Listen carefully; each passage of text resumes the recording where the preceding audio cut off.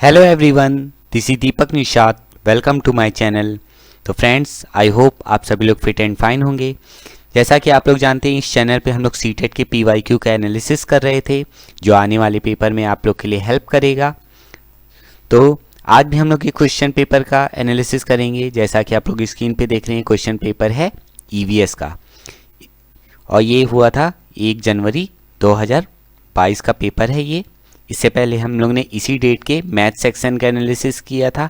आज हम लोग ईवीएस सेक्शन का एनालिसिस करेंगे। तो चलिए विदाउट टाइम वेस्टिंग आज का हम लोग सेशन स्टार्ट करते हैं। आज का हमारा पहला क्वेश्चन है,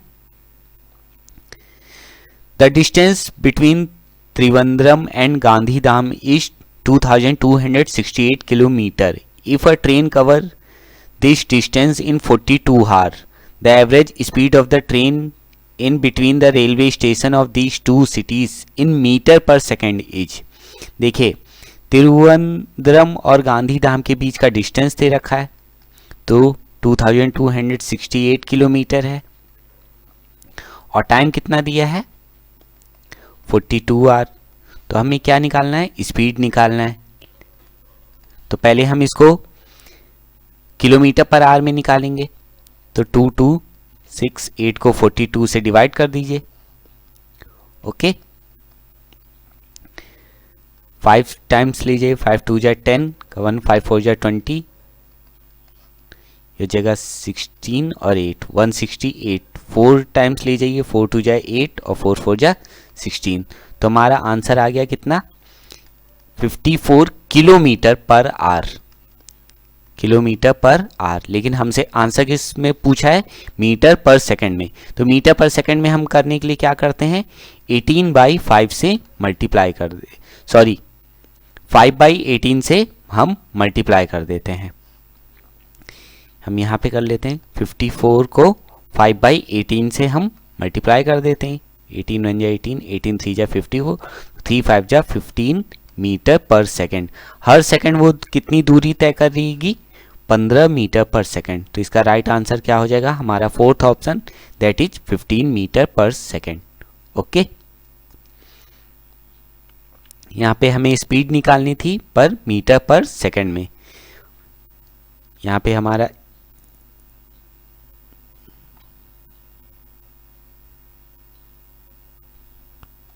यहाँ पे हिंदी में जो ऑप्शन जो है वो गलत है, 25 नहीं, यहाँ पे 15 होगा। ओके, यह हमारा 15 मीटर पर सेकंड आंसर हो जाएगा। Got it. चलते हैं नेक्स्ट क्वेश्चन पे। A student is at A and want to reach B. देखिए, ये डायरेक्शन का क्वेश्चन है, इसमें हम डायरेक्शन का यूज करेंगे। एक स्टूडेंट ए पे है और बी पे पहुंचना चाहता है। Then he first goes to A which is 120 metre due north of ए। पहले वो ओ पे जाता है, बी पे डायरेक्ट नहीं जाता है, पहले ए से ओ पे जाता है जो 120 मीटर ए से नॉर्थ में। तो नॉर्थ हमेशा ऊपर होता है, ए। Then he goes from O to be bye covering a distance of A from B. The direction of A with respect to be are respectively. देखिए, ओ से लेके बी तक किस दिशा में और कितनी दूरी तय कर रहा है, ये इसमें नहीं दिया है। हिंदी सेक्शन पढ़ लेते हैं। कोई छात्र ए पर है और बी पर पहुंचना चाहता है, इसके लिए पहले ओ पर जाता है, ठीक उत्तर दिशा में 120 मीटर दूरी पर। फिर वह ओ से बी ठीक पश्चिम दिशा में, पश्चिम यहाँ पे सही दिया है। पहले ओ पे जाता है 120 मीटर दूरी पे, और फिर ओ से पश्चिम में जाता है, जो कितना है 50 मीटर दूरी पे। यहाँ पे बी है।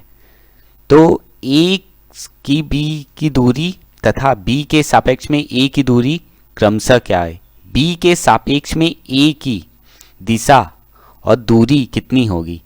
तो देखिए, यहाँ बी के सापेक्ष में दूरी ये हो गई। तो देखिए, ये एक ट्रायंगल बना रहा है, राइट ट्रायंगल। ओके, यहाँ पे जो है ऐसे ये बन रहा है, ये ए हो गया, ये ओ हो गया और ये बी हो गया। ये 50 मीटर है और ये 120 मीटर है। ये 90 डिग्री पे होगा, तो यहाँ पे हम पाइथागोरस का यूज करेंगे। तो 120 का स्क्वायर और 50 का स्क्वायर, ये बेस हो जाएगा, ये परपेंडिकुलर हो जाएगा, तो हाइपोटेनियस का स्क्वायर निकल जाएगा। तो अब ये निकल जाएगा 130 मीटर। और बी के सापेक्ष में कौन सी दूरी होगी, देखिए बी के सापेक्ष में ये दक्षिण और ये पूर्व, दक्षिण पूर्व में 130 मीटर होगा। ए की स्थिति जो बी के सापेक्ष में क्या होगी, दक्षिण पूर्व में 130 मीटर। Got it. यहाँ पे हम पाइथागोरस थ्योरम का यूज करके दूरी निकाल लेंगे। Got it. चलते हैं नेक्स्ट क्वेश्चन पे। Select true statement about sloth from the following. Sloth एक जानवर होता है, उसके बारे में सही कथन हमें चुनना है। Sloth look like a bear and spend among almost 22 hour a day sleeping while hanging upside down on a tree branch. Sloth एक भालू जैसा होता है और वो लगभग दिन का 22 घंटा सोने में बिताता है, पेड़ों की डाली के ऊपर नीचे। दूसरा है स्लॉथ लुक लाइक अ चिंपैंजी। स्लॉथ चिंपैंजी जैसा दिखता है, तो नहीं। और स्लॉथ लुक, यहां पे भी चिंपैंजी जैसा नहीं दिखता है। फोर्थ ऑप्शन है sloth look like a bear and spend almost 17 hour a day and sleeping while hanging upside. और तो देखिए स्लॉथ दिखता तो भालू जैसा ही है, लेकिन यहाँ पे फर्स्ट और फोर्थ में क्या है, दो। यहाँ पे 22 घंटे सोने के लिए दिया है और यहाँ पे 17 घंटे सोता है। तो यहाँ पे जो राइट ऑप्शन है वो फोर्थ ऑप्शन है। वो लगभग दिन के 17 घंटे पेड़ों की डाली से लटक के ऊपर नीचे 17 घंटे सोता है, बाकी जो बचे हुए घंटे में वो अपना खाना पीना खाता है। ये बहुत ही सुस्त जानवर होता है, बहुत ही कम जो है कोई डिस्टेंस कवर करने में बहुत ही ज़्यादा समय लगाता है। ये लगभग ऑलमोस्ट इनएक्टिव जानवर है ये देखा जाए तो। ओके, यहाँ पे जो सही कथन है स्लॉथ के विषय में निम्नलिखित जो सही कथन वो कौन सा है। स्लॉथ भालू जैसा दिखता है और दिन के लगभग 17 घंटे वृक्ष की शाखा पर उल्टे सिर लटकाकर सोते हैं। Got it. चलते हैं नेक्स्ट क्वेश्चन पे। When you pour milk through a piece of cloth, cream remain on it. This method of separation here is। कह रहा है जब किसी एक कपड़े पर दूध को उड़ेलते हैं और मलाई उस पर ही रह जाती है, पृथक्करण की यह प्रक्रिया क्या है। तो ये सिंपल सा है, क्या, फिल्ट्रेशन होगा। जो है फिल्टर करते हैं, जैसे हम चाय छानते हैं, चाय पत्ती ऊपर रह जाती है छन्नी के ऊपर, वैसे ही यहाँ हम दूध को छान रहे हैं और मलाई उसके ऊपर बच जा रही है। तो ये सिंपल सा क्या है, फिल्ट्रेशन, फिल्टर कर रहे हैं हम इस पे। हिंदी में इसका ऑप्शन क्या हो जाएगा, निस्यंदन। Okay, got it. और कोई ऑप्शन नहीं है। चलते हैं नेक्स्ट क्वेश्चन पे।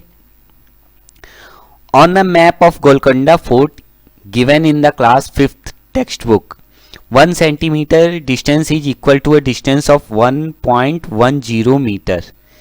मैप पे दे रखा है गोलकोंडा फोर्ट के बारे में क्लास 5th की टेक्स्ट बुक में। 1 सेंटीमीटर जो डिस्टेंस है, 1 सेंटीमीटर डिस्टेंस को बता रखा है 1.10 मीटर।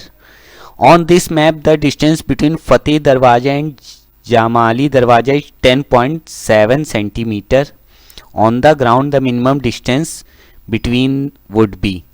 देखिए जो दो दरवाजों के बीच की दूरी दे रखी है मैप पे 10.7 सेंटीमीटर, तो एक्चुअल दूरी क्या होगी।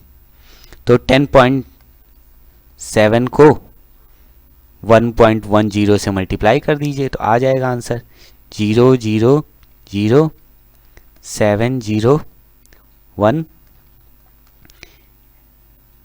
एंड 701।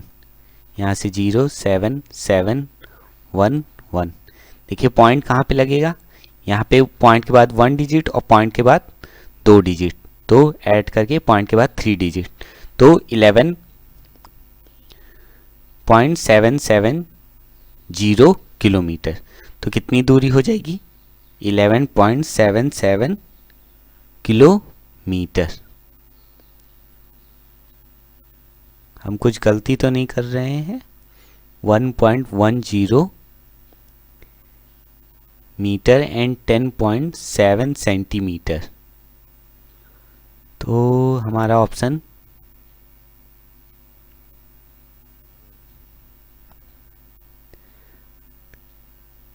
नहीं, हमारा ऑप्शन फोर्थ सही है, 11.77 किलोमीटर। ओके, यहाँ पे जो राइट आंसर क्या हो जाएगा, फोर्थ ऑप्शन हो जाएगा 11.77 किलोमीटर। Got it. चलते हैं नेक्स्ट क्वेश्चन पे।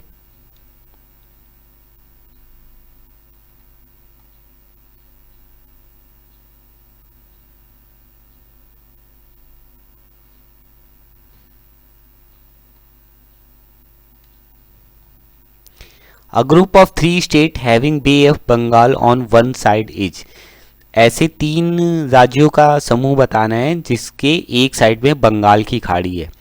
तो देखिए, आंध्र प्रदेश, महाराष्ट्र, तमिलनाडु। महाराष्ट्र के साइड में क्या है, अरेबियन सी है, तो ये ऑप्शन तो नहीं होगा। उड़ीसा, केरला एंड तमिलनाडु। केरला के किसके, अरेबियन सी है, ये भी ऑप्शन नहीं होगा। उड़ीसा, आंध्र प्रदेश एंड तमिलनाडु, ये उड़ीसा, आंध्र प्रदेश और तमिलनाडु ये इस साइड पड़ते हैं इंडिया के, तो ये इधर बे ऑफ बंगाल हो जाएगा। तो ये ऑप्शन हमारा सही हो जाएगा। केरला, कर्नाटका एंड तमिलनाडु। कर्नाटका इधर पड़ता है, तो इधर अरेबियन सी हो जाएगा। हमारा फोर्थ ऑप्शन भी नहीं होगा, हमारा थर्ड ऑप्शन सही हो जाएगा। Got it. चलते हैं नेक्स्ट क्वेश्चन पे। वही 3 राज्यों के समूह में जिनके एक किनारे पर बंगाल की खाड़ी है, तो वो कौन से राज्य हैं, उड़ीसा, आंध्र प्रदेश और तमिलनाडु। एग्जाम देने से पहले एक बार मैप जरूर देख के जाइएगा। नेक्स्ट क्वेश्चन है, suppose you are in Madhya Pradesh, with respect to this state the direction of our country thickest forest is. कह रहा है अगर आप मध्य प्रदेश हैं तो मध्य प्रदेश के रिस्पेक्ट में देश के किस दिशा में सबसे घने जंगल पाए जाते हैं।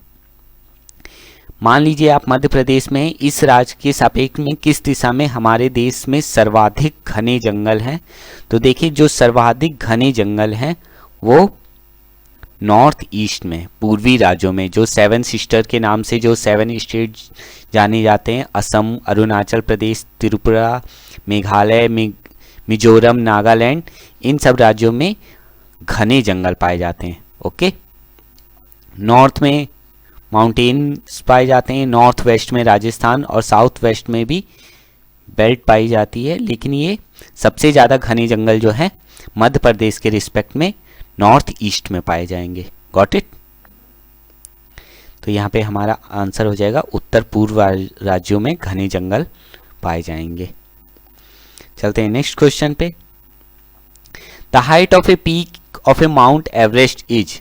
देखिए, ये डायरेक्ट क्वेश्चन है और क्लोज्ड एंडेड क्वेश्चन है। इसका आंसर फिक्स है, तो इसका आंसर क्या है, 8,850 मीटर। जो हम माउंट एवरेस्ट जो है, जो नेपाल में है, वो उसकी ऊंचाई कितनी है, 8,850 मीटर। Got it. ये वर्ल्ड का सबसे हाईएस्ट माउंटेन पीक है, माउंट एवरेस्ट। और इंडिया का कौन सा है, K2। यहाँ पे 8,850 मीटर इसकी ऊंचाई हो जाएगी। चलते हैं नेक्स्ट क्वेश्चन पे। अ shooting star is a. Shooting star क्या होता है, टूटता हुआ तारा क्या होता है। एक तारा होता है, कॉमेट होता है, मेट्योर होता है, या एस्ट्रॉयड होता है। हिंदी में पढ़ लेते हैं। टूटता तारा क्या होता है, तारा होता है, धूमकेतु, उल्का या क्षुद्र ग्रह। तो देखिए, जो शूटिंग स्टार है वो मेट्योर्स होता है। एक वो जो क्षुद्र ग्रह है जो हमारे अर्थ के एटमॉस्फेयर में आता है, तो वो बर्न होने लगता है। ओके, तो ये एक टूटता हुआ तारा क्या होता है, एक उल्का होता है। हमारे अर्थ में एटमॉस्फेयर के में आने के से उसे घर्षण महसूस होता है, फ्रिक्शन फोर्स लगता है एयर का, जिससे वो जलने लगता है। ओके, तो हमें उसे टूटता हुआ तारा कहते हैं। चलते हैं नेक्स्ट क्वेश्चन पे। Consider the following statement about the Khejri tree. Khejri tree देखिए, ये राजस्थान में उगने वाला ट्री है, डेजर्ट एरिया में उगने वाला ट्री है। इसके बारे में सही कथन चुनना है। The tree is mainly found in desert area, ये बात तो सही है। This tree can grow without much water, ये पौधा जो है बहुत कम पानी, मतलब कम पानी में भी उग सकता है. Okay, the tree store water in its trunk which can be used for drinking when needed. ये इस ट्री में जो है, इस ट्री के ट्रंक में जो है पानी यूज स्टोर किया जाता है, जो लोग वहाँ के लोगों के द्वारा यूज किया जाता है. तो ये ओक ट्री का जो है होता है. ओक ट्री भी एक रेगिस्तान में उगने वाला पौधा था, ये उसकी खासियत होती है. और स्टेटमेंट है the bark of this tree is use for making medicine and it would be not affected by insects. And fourth option है the tree has a very few leaf. इस पौधे में बहुत कम पत्तियां होती हैं. तो देखिए इस ट्री में बहुत कम पत्तियां होती है, ये बात तो सही है. और इस पेड़ की छाल जो है दवा बनाने के लिए यूज की जाती है, नहीं, ये सिनकोना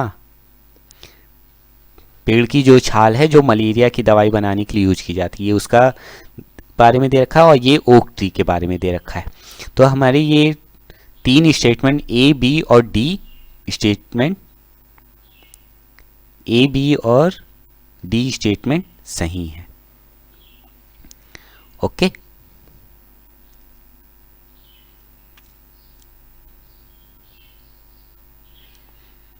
कौन कौन से स्टेटमेंट सही हैं? ए, बी एंड डी.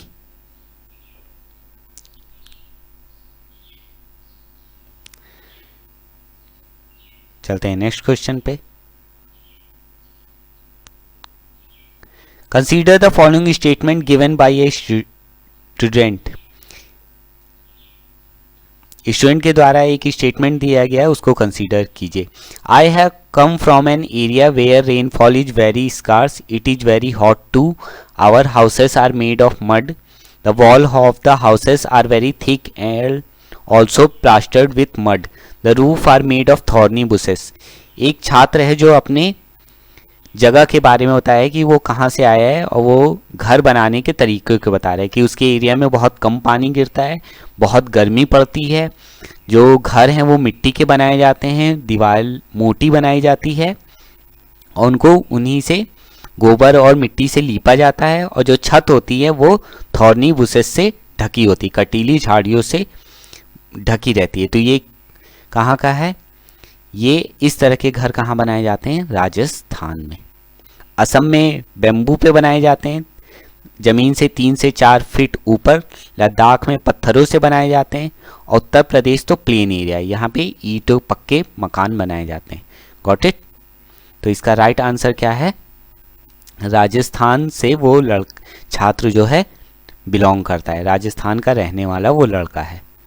ओके, चलते हैं नेक्स्ट क्वेश्चन पे. Consider the following statement made by a student while giving her student introduction in a meeting. यहाँ पे भी एक लड़का बता रहा है I am from a place where most of the people prefer to eat fish cooked in mustard oil. कह रहा है कि मैं उस जगह से आता हूँ जहाँ पे ज़्यादातर लोग मछली किस में पकाते हैं? सरसों के तेल में पकाते हैं. तो ये स्टूडेंट कहाँ से बिलोंग करता है? तो सरसों के तेल में कहाँ पकाई जाती हैं मछलियाँ ज़्यादातर? गोवा में. ओके, कहाँ पे पकाई जाती हैं? गोवा में और कश्मीर में. क्वेश्चन है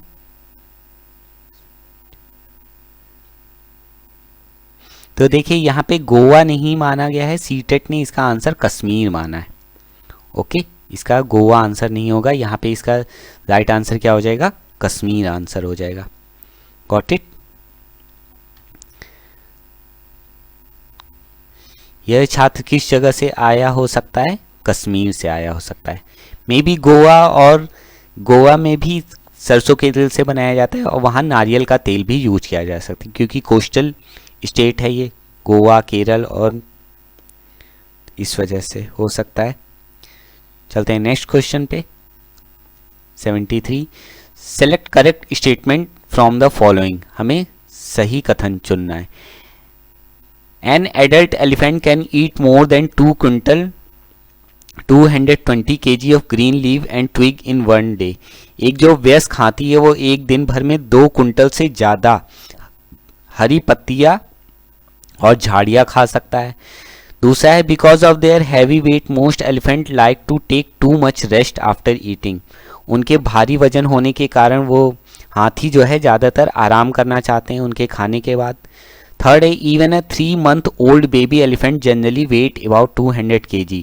हाथी के एक 3 महीने का बच्चा भी लगभग उसका वजन कितना होता है 200 kg होता है। और थर्ड है on an average most elephant sleep for 9 to 10 hour in a day. एक जो हाथी दिन में लगभग 9 से 10 घंटे सोता है। तो देखिए ये जो ईवीएस की बुक में दे रखा है समरी में कि एक वयस्क हाथी लगभग 1 कुंटल खाता है, 2 कुंटल नहीं खाता है, 1 कुंटल खाता है। और बिकॉज ऑफ हैवी वेट उनको दिन भर भारी वजन होता है, बड़ा पेट होता है, तो लगभग उनको 20 घंटे तक खाना ही पड़ता है, तो वो बहुत ज़्यादा रेस्ट नहीं कर पाते हैं। तो ये भी स्टेटमेंट गलत है। और 9 से 10 घंटे सोते हैं, ये भी स्टेटमेंट गलत है। यहाँ पे थर्ड स्टेटमेंट सही है कि एक 3 महीने के हाथी के बच्चे का वजन लगभग 200 किलोग्राम होता है। Got it. यहाँ पे जो थर्ड स्टेटमेंट सही है, यहाँ तक कि 3 महीने की आयु के हाथी के बच्चे का भार सामान्यतः लगभग 200 kg होता है। Got it. चलते हैं नेक्स्ट क्वेश्चन पे। Select the group which can be recycled after use. यहाँ पे ऐसा ग्रुप सेलेक्ट करना है जिसको हम यूज के बाद रिसाइकल कर सकते हैं। पहला है polythene bag, paper, battery, mobile phone. दूसरा है bed sheet, newspaper, plastic bottle, batteries. Third है आयरन नेल, ग्लास बॉटल,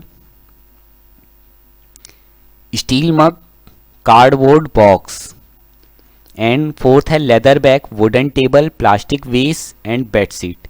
देखिए इसमें कुछ ऐसा ग्रुप बना रखा है जिसमें डिकम्पोजेबल मटेरियल है और नॉन डिकम्पोजेबल है। डिकम्पोजेबल जैसे पेपर, वो डिकम्पोज हो जाएगा वक्त के साथ, लेकिन पॉलीथीन बैग नहीं होता है, बैटरी नहीं होती जल्दी, मोबाइल फ़ोन ई वेस्ट हो गया। यहाँ बेड शीट भी जो है डिकम्पोजेबल है, न्यूज़पेपर भी डिकम्पोजेबल है, लेकिन प्लास्टिक बोतल नहीं है और बैटरी नहीं है।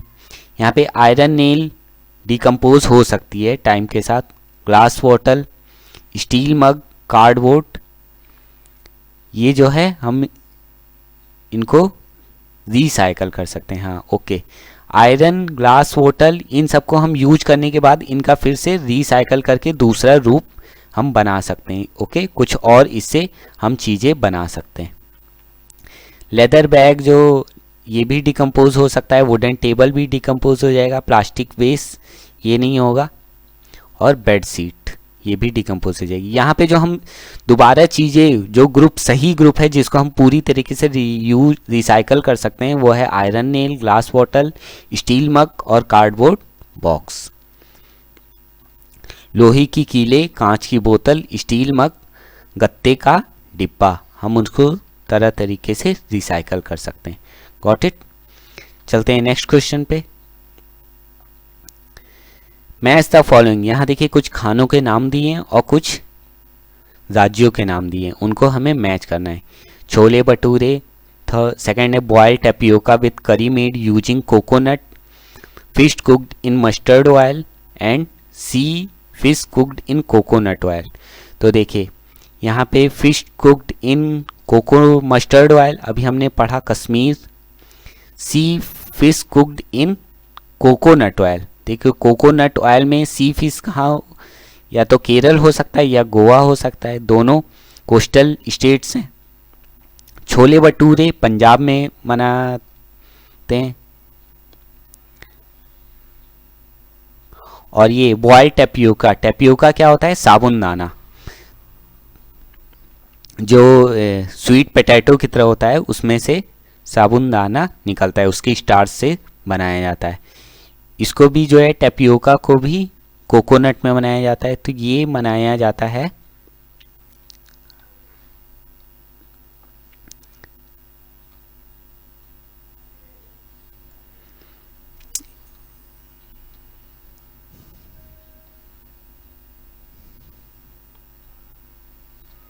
ये मनाया जाता है केरल में। ओके, और फिर क्या बचा, छोले भटूरे हो गया। सी fish cooked in coconut oil, तो इसका आई थिंक गोवा होना चाहिए। तो देखिए फर्स्ट का क्या हो गया, पंजाब हो गया। तो देखिए फर्स्ट का कौन सा है, फर्स्ट का ई है, और फर्स्ट का ई, सेकंड का क्या है, डी, सेकंड का डी, बॉयल टेपियोका, डी, ये फर्स्ट ऑप्शन तो हो ही नहीं सकता, और ये भी, ये दोनों भी नहीं हो सकते। ये हमारा फोर्थ ऑप्शन सही है, फर्स्ट का ई और सेकंड का बी, जो टेपियोका जो है केरल में बनाया जाता है। Fish cooked in mustard oil, third का कश्मीर, और सी fish cooked in coconut oil, that is Goa. Okay, ये था इसका राइट आंसर। फिर से देख लीजिए, छोले भटूरे पंजाब में मनाया जाता है, ये फर्स्ट। नारियल डली करी के साथ उबला टेपियोका, ये केरल में। सरसों के तेल में बनी पकी मछली, कश्मीर, और फोर्थ ये। ओके, इसलिए इसका फोर्थ ऑप्शन सही है। चलते हैं नेक्स्ट क्वेश्चन पे। Select a suitable assessment task for class fourth student of EVS. एक सही आकलन का तरीका हमें चुनना है। Suitable assessment task for class fourth student. Writing question answered of the chapter on floating and sinking. Question answer लिखना जो चैप्टर बेस्ड है फ्लोटिंग एंड सिंकिंग, कौन सी चीज़ें डूब जाती हैं और तैरती हैं, इस पे क्वेश्चन आंसर करना। Performing the activity, activity perform करना कि क्या चीज़ डूबती है और क्या चीज़ तैरती है। थर्ड है explaining definition of floating, definition explain करना, परिभाषा बताना। फोर्थ है learning the list of object, list तैयार करना, लर्न करना, ऐसे ऑब्जेक्ट, ऐसी चीज़ों के लिस्ट याद करना कि कौन सी चीज़ डूब जाती है और कौन सी चीज़ तैरती है। तो जो सही आकलन है, रचनात्मक आकलन करने के लिए क्या है, उनको परफॉर्म करनी है। लर्निंग बाय डूइंग करना है, लर्निंग बाय डूइंग सबसे बेस्ट है। वो करके सीखे तो वो ज़्यादा, वो एक अपना कॉन्सेप्ट, फिक्स्ड कॉन्सेप्ट बना सकेंगे जो कि वो कभी नहीं भूलेंगे। ओके, अगर एक्टिविटी परफॉर्म करके देखेंगे क्या चीज़ डूबती है, क्या चीज़ तैरती है, तो इससे वो बेहतर तरीके से सीख सकेंगे। ये सबसे सुटेबल असेसमेंट होगा क्लास फोर्थ के बच्चों के लिए। ओके, डूबने और तैरने की प्रक्रिया का अवलोकन करने के लिए क्रियाकलाप करना, ये रचनात्मक आकलन के लिए उपयुक्त कार्य है। ओके, चलते हैं नेक्स्ट क्वेश्चन पे। Art and craft should be integrated in EVS teaching because it promote. Art and craft जो है, आर्ट में हम ड्राइंग करते हैं, क्राफ्ट में बनाते हैं चीज़ें, तो ये ईवीएस में इंटीग्रेटेड है, समाहित है। क्यों? क्योंकि ये क्रिएटिविटी को प्रमोट करता है, पीयर लर्निंग, समूह कार्य को प्रमोट करता है। Okay, discipline in the class, ये तो बाकी पनिशमेंट से भी, डंडे के जोर पे भी डिसिप्लिन मेंटेन किया जा सकता है। थर्ड है इंक्लूजन, समावेशन होता है। Okay, A B and D option सही है, लेकिन यहाँ पे हाँ, तो यहाँ पे हमारा फोर्थ ऑप्शन सही हो जाएगा, A B and D. Okay, पर्यावरण अध्ययन की शिक्षण में कला एवं कौशल का समावेश करना चाहिए क्योंकि वो प्रोत्साहित करता है सृजनात्मकता को, सहपाठी सीखने को और समावेशन को। ए बी और डी जो है ऑप्शन हमारा सही है, इसलिए फोर्थ ऑप्शन सही हो जाएगा। ओके, चलते हैं नेक्स्ट क्वेश्चन पे। Which of the following strategy promote inquiry while teaching the theme shelter to class fourth student. कक्षा फोर्थ के विद्यार्थियों को थीम आश्रय के लिए कौन सी युक्ति पूछताछ को प्रोत्साहित करती है, कि उनके अंदर जो इंक्वायरी करने की जो एनकरेज करना है हमें कि वो कैसे पूछताछ कर सकें, तो कौन सी एक्टिविटी करानी चाहिए। Asking student to collect picture of different type of houses, बच्चों को कहना कि तरह तरह के घरों के पिक्चर कलेक्ट करना, इससे होगा। Sharing picture of different type of shelter, उनके साथ डिफरेंट टाइप ऑफ शेल्टर के पिक्चर साझा करना। चित्र साझा करना। थर्ड है asking student to narrate their experience of visiting different house construction site. बच्चों को पूछना कि वो अपने अनुभव शेयर कर सकें क्लास में, जो उन्होंने अपने लाइफ में तरह तरह देखे हुए हैं। And third showing a power point presentation different shelter across the country. Power point दिखाना, ये तो हम लास्ट में भी कर सकते हैं, लेकिन पहले जो हमें यहाँ पे इंक्वायरी, उनके पूछताछ, उनके बात करने के तरीके को प्रमोट करना है, तो यहाँ पे थर्ड ऑप्शन सही है। उनको अपने अनुभव साझा करने के लिए कहना है, ये ज़्यादा बेहतर होगा। Got it.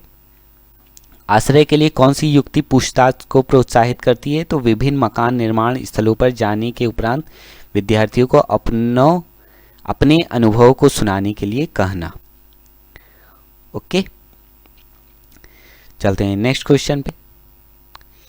EVS the primary class is a subject area which integrate. प्राथमिक कक्षाओं का पर्यावरण अध्ययन वह विषय क्षेत्र है जिसमें एकीकरण है। The concept and issue of science and environmental education. Primary class में जो ईवीएस की सब बुक होती है उसमें क्या कौन से साइंस और इन्वायरमेंटल एजुकेशन के कॉन्सेप्ट होते हैं। Concept of issue of social science सिर्फ सामाजिक विज्ञान के कॉन्सेप्ट होते हैं, और साइंस या सोशल विज्ञान और सामाजिक विज्ञान के होते हैं, या फिर विज्ञान, सामाजिक विज्ञान और इन्वायरमेंटल एजुकेशन के होते हैं। तो ये फोर्थ तीनों होते हैं। जो ईवीएस प्राइमरी क्लास की बुक होती है, ईवीएस में साइंस भी होती है, सोशल साइंस के भी होते हैं और इन्वायरमेंटल एजुकेशन के भी कॉन्सेप्ट और इशू होते हैं। ओके, यहाँ पे हमारा फोर्थ ऑप्शन सही है। विज्ञान, सामाजिक विज्ञान और पर्यावरणीय शिक्षा के संप्रत्यों एवं मुद्दों को प्राथमिक कक्षाओं के पर्यावरण अध्ययन में एकीकरण किया गया है। ओके, चलते हैं नेक्स्ट क्वेश्चन में। विच of the following is an objective of EVS at the primary level. Primary level पर, प्राथमिक स्तर पर ईवीएस पढ़ाने का क्या उद्देश्य है? पहला, to sensitize learner to issue related to gender discrimination. देखिए क्वेश्चन रिपीट क्या है, ये लास्ट पेपर में ही पूछा गया था।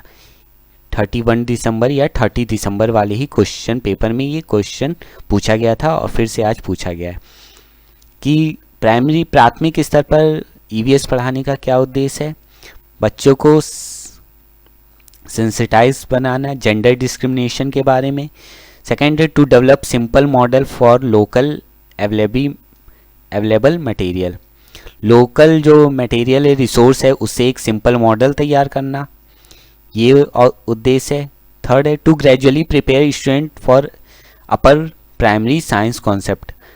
अपर क्लास के लिए सिर्फ प्रिपेयर करना, मतलब एक बेस बनाना, ये कौन ऑब्जेक्टिव है। या to orient student toward occupational choice available in the locality. अपने व्यवसाय को चुनने में उनकी मदद करना। तो प्राथमिक स्तर पे देखिए जो उद्देश्य है वो है to sensitize learner to issue related to gender discrimination. जो लिंग के आधार पे भेदभाव है उसके बारे में सेंसिटाइज करना, ये हमारा प्राथमिक स्तर पर पर्यावरण अध्ययन का उद्देश्य है। लैंगिक भेदभाव से संबंधित मुद्दों पर सीखने वालों को संवेदनशील बनाना। ओके, चलते हैं नेक्स्ट क्वेश्चन पे। A teacher asks her student to consult their family member to find out the name of different plant like a root, stem, flower eaten as food. This activity is designed to। एक teacher ने अपने student से पूछा कि अपने family में जाके ये कंसल्ट करें कि कौन से पौधे की जड़, तना या फूलों को हम खा सकते हैं। ये एक्टिविटी क्यों डिज़ाइन की गई है? प्रमोट एक्सपीरियंशियल लर्निंग, अनुभव शिक्षण प्रदान करने के लिए, या promote learning of concept related to food, food से रिलेटेड कॉन्सेप्ट को सीखने के लिए। थर्ड है make the lesson more enjoyable and interesting. Lesson को जो पार्ट है उसको मोर और उत्साहित बनाने के लिए, ताकि वो और अच्छे से मज़े से सीख सकें। या allow the student to discover about food freely. बच्चों को ये अलाउ करना कि वो फूड के बारे में डिस्कवर कर सके फ्रीली। तो क्या जो उद्देश्य है, तो यहाँ पे जो ऑप्शन है वो क्या है, प्रमोट एक्सपीरियंशियल लर्निंग। बच्चों को ये कहा गया है कि वो अपनी फैमिली से पूछें, तो वो अनुभव के आधार पे फैमिली उनसे साझा करेगी अपने अनुभव, तो बच्चों को स्वयं अनुभव करके सीख पाएंगे। ओके, तो यहाँ पे हमारा फर्स्ट ऑप्शन सही है। बाकी भी स्टेटमेंट सही है, लेकिन जो क्वेश्चन के अकॉर्डिंग जो सबसे बेस्ट है वो है फर्स्ट ऑप्शन, अनुभवात्मक सीखने को प्रोत्साहित करने के लिए। ओके, ये तो उद्देश्य है ही कि उनको रुचिपूर्ण बनाना, संप्रत्यों को सीखने के, ये तो भोजन के बारे में पढ़ाना ही पढ़ाना है, और ये अभी खुद करके सीखेंगे धीमे धीमे। चलते हैं नेक्स्ट क्वेश्चन पे। Which of the following strategy of teaching EVS to the visually impaired student is most appropriate. इनमें से दृष्टिबाधित बच्चों को ईवीएस पढ़ाने के लिए कौन सी सबसे उपयुक्त तरीका या स्ट्रेटजी है। Make a mixed peer group in a class. Mixed peer group मतलब बच्चों का मिला जुला समूह बनाएं जिसमें दृष्टिबाधित बच्चे और नए नॉन दृष्टिबाधित भी बच्चे हों। या फिर allow more time to finish a time, उन्हें ज़्यादा टाइम दिया जाए टास्क पूरा करने के लिए। या फिर break the task into parts and teach the part separately. Task को कई पार्टों में ब्रेक कर दिया जाए और अलग अलग पढ़ाया जाए। या फिर use more of tactile teaching learning material. जो टीएलएम होता है, टीचिंग लर्निंग मटेरियल, वो ज़्यादा से ज़्यादा क्या हो, कंक्रीट मटेरियल हो, जिन्हें वो महसूस फील करके हाथों से छू के समझ सके। तो ऐसे लर्निंग मटेरियल का यूज करना। तो यहाँ पे जो सही ऑप्शन हो जाएगा वो फोर्थ ज़्यादा सही हो जाएगा कि दृष्टिबाधित बच्चों को पढ़ाने के लिए जो है कंक्रीट टीचिंग मटेरियल का यूज करना चाहिए। ये सबसे बेस्ट स्ट्रेटजी है उनके लिए। ओके, यहाँ पे स्पर्शी शिक्षण अधिगम सामग्री का अधिक उपयोग करें ताकि वो हाथों से जो है छू के महसूस कर सकें। दृष्टिबाधित हैं, कानों से तो नहीं है, अगर तो फिर ऑडियो का यूज कर सकते हैं हम ताकि वो सुन के समझ सकें। Got it. चलते हैं नेक्स्ट क्वेश्चन पे। The most appropriate stage of the lesson plan where student should be assist while teaching EVS is. पर्यावरण अध्ययन का शिक्षण करते हुए पाठ का वह उपयुक्त स्तर जिस पर विद्यार्थियों का आकलन किया जाना चाहिए। कब किया जाना चाहिए? At the end of the lesson, जब लेसन खत्म हो जाए, या at the introduction of the assist, and third when student wish to assist, fourth over the course of teaching and learning. Teaching learning के दौरान ही किया जाना चाहिए। आकलन कब किया जाना चाहिए? पाठ के खत्म होने पे, एकदम पाठ के खत्म होने पे, या पाठ के पढ़ाने से पहले ही आकलन कर लेना चाहिए, या थर्ड जब स्टूडेंट समझ जाए, जब विद्यार्थी आकलन के लिए तैयार हो तब आकलन करना चाहिए, या टीचिंग लर्निंग के दौरान। तो देखिए यहाँ पे पहले तो हम कर ही नहीं सकते, यहाँ पे एकदम पाठ पूरा ख़त्म हो जाए तो भी नहीं करना सही रहेगा। कोर्स के दौरान हम कर सकते हैं कि बीच बीच में हम पूछ सकते हैं कि बच्चों को समझ में आ रहा है कि नहीं आ रहा, जैसे हम उसका आकलन कर सकते हैं कि कितना समझ में आया। लेकिन और यहाँ पे स्टूडेंट जब तैयार हो आकलन के लिए, स्टूडेंट जब जवाब देने के लिए तैयार हो तब आकलन करना चाहिए। तो यहाँ पे जो थर्ड ऑप्शन को सीटेट ने सही माना है, मैंने student wish to assist. Okay, जब विद्यार्थी आकलन के लिए प्रस्तुत हैं तब विद्यार्थियों का आकलन किया जाना चाहिए। वैसे तो शिक्षण अधिगम के दौरान भी आकलन कर सकते हैं, लेकिन यहाँ पे जो आंसर सीटेट ने माना है वो थर्ड ऑप्शन है।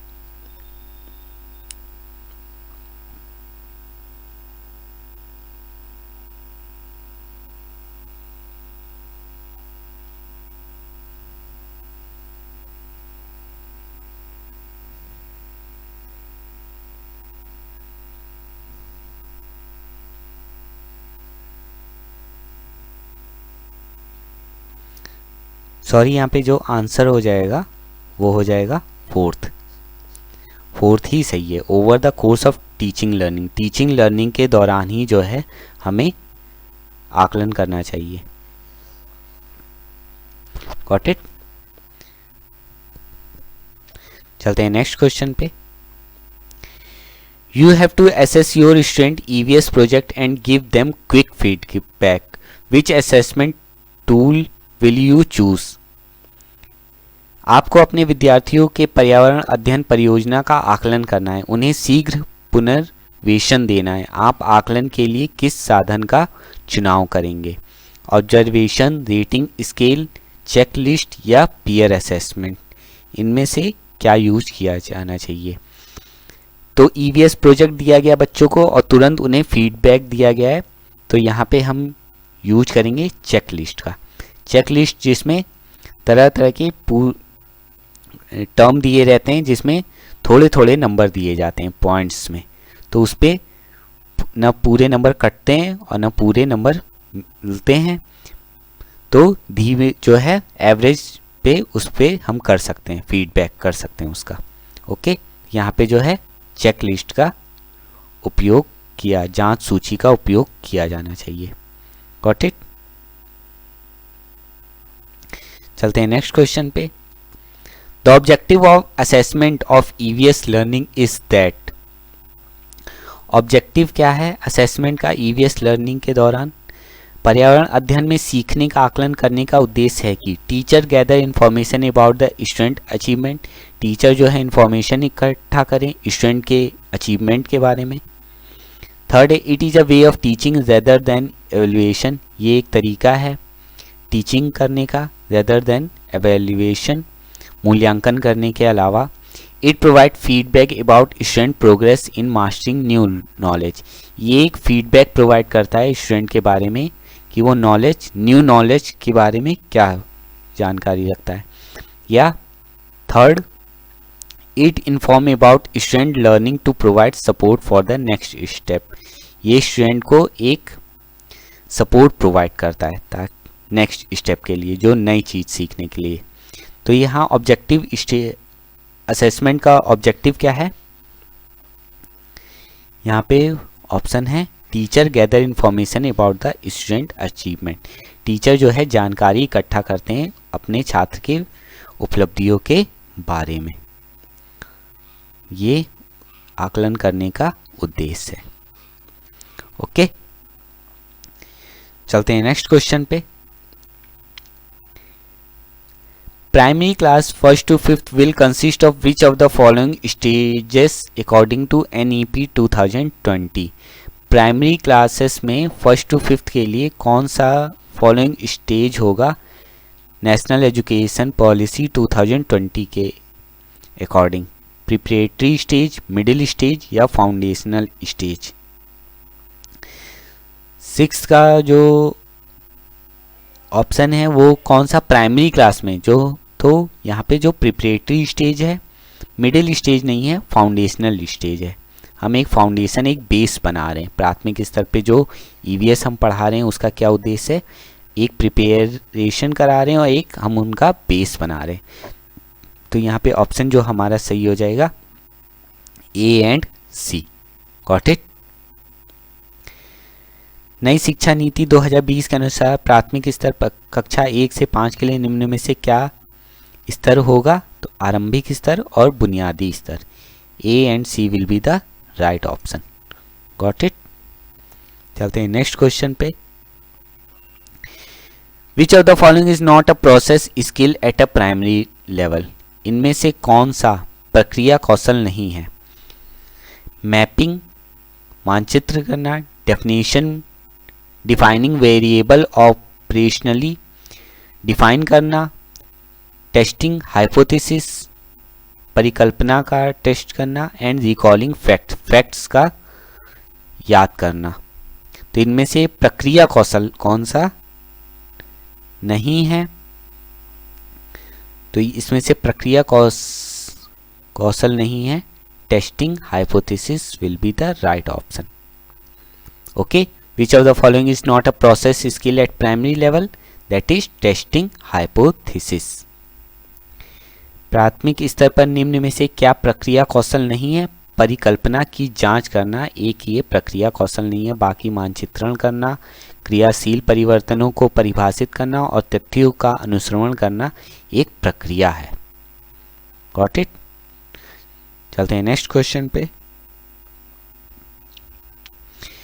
विच is a sub theme under the theme family and friend? Family and friend जो एक थीम है, ईवीएस की जो थीम्स है, फैमिली एंड फ्रेंड है, वाटर है, शेल्टर है, फूड है, things we make and do, ये शेल्टर है। तो इनमें जो है कौन सा जो है सब थीम है फैमिली एंड फ्रेंड्स के लिए?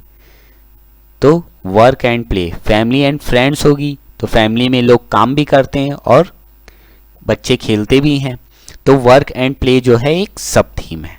क्या क्या ऑक्यूपेशन है, कौन कौन से गेम्स खेल सकते हैं, तो ये सब सब थीम आ जाएगी फैमिली एंड फ्रेंड्स के अंतर्गत। ओके। थीम परिवार तथा मित्र में निम्न में से कौन सा उप थीम है? तो कार्य और खेल। Got it? भोजन और जल फूड में आ जाएगा, हमारा आश्रय शेल्टर में आ जाएगा, और चीज़ें जो हम बनाते हैं और करते हैं ये तो एक खुद एक थीम है 6 थीम्स में से। Got it? चलते हैं नेक्स्ट क्वेश्चन पे। Which of this is a divergent question a teacher of EVS will ask her student to promote creativity?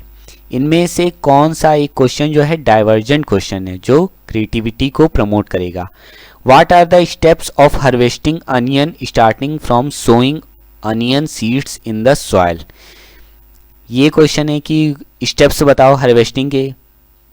प्याज बोने से लेने तक, उसको खेतों से निकालने, फसल तैयार करने के बाद निकालने तक कौन से स्टेप्स होते हैं? तो ये तो क्लोज्ड एंडेड क्वेश्चन हो गया। What step will you take to reduce air pollution in metro cities like Delhi?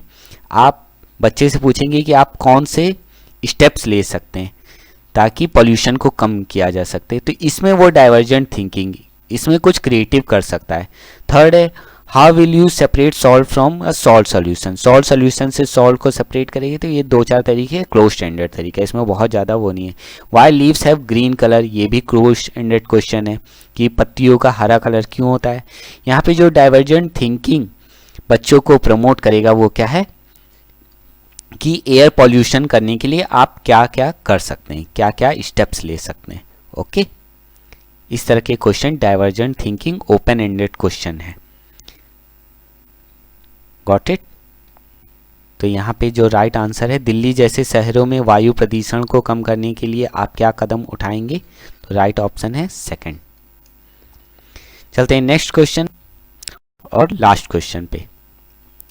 The dynamic, holistic and experiential nature of EVS learning by student is assessed by? विद्यार्थियों द्वारा पर्यावरण अध्ययन के सीखने का गत्यात्मक, समग्र तथा अनुभवात्मक प्रकृति का उत्तम आकलन किया जा सकता है। कैसे किया जा सकता है?